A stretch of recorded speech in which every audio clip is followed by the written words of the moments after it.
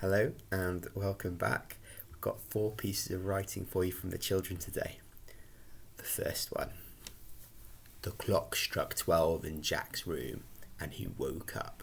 Across the moonlight bedroom floor, shadows began to creep. A creepy voice came from the toy box. The lid creaked and opened. "It's time to play," whispered the doll. Jack was shocked and scared. He slowly covered himself with his blanket, so the toy shouted, "Come play with me!" Jack was as quiet as a mouse. He started to hear his heart beat. The door slowly began to open. Jack took off the blanket on him and saw that all the toys were escaping through the door. He started to follow the toys. Jack was so scared as a shiver stuck in his spine. Jack ran as fast as a flash to the kitchen.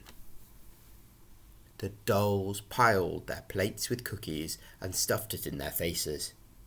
Jack's alarm started to ring.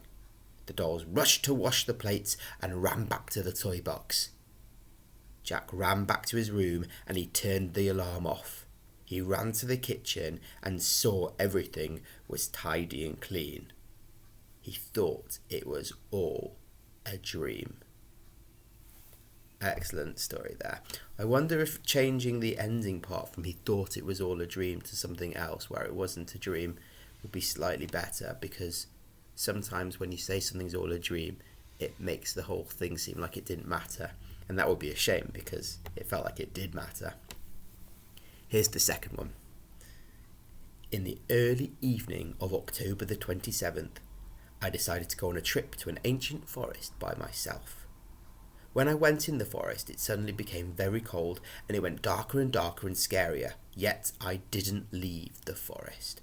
I went further in the forest and suddenly, bang! A strike of lightning hit some nearby trees in the middle of the forest. Then patches of blood appeared. It was darker. It was scarier. A while later, I saw a tall and mysterious tower.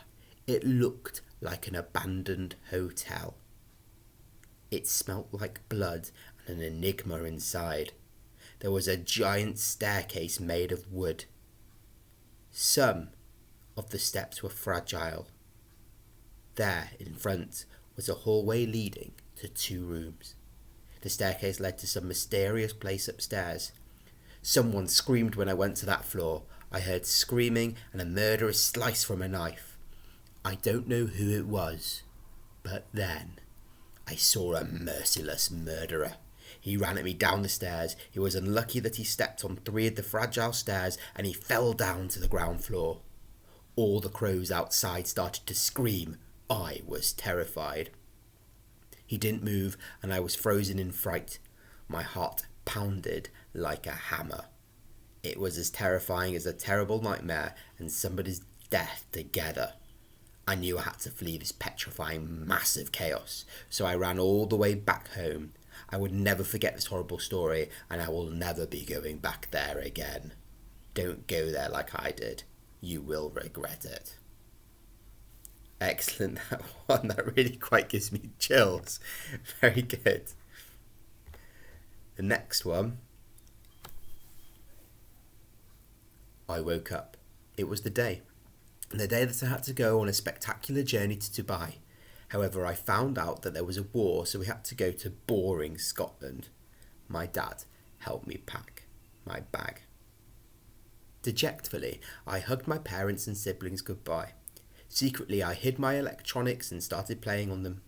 A few hours later, our class reached and we went to a 5-star hotel with its own private swimming pool. Plus, you can get whatever food you want.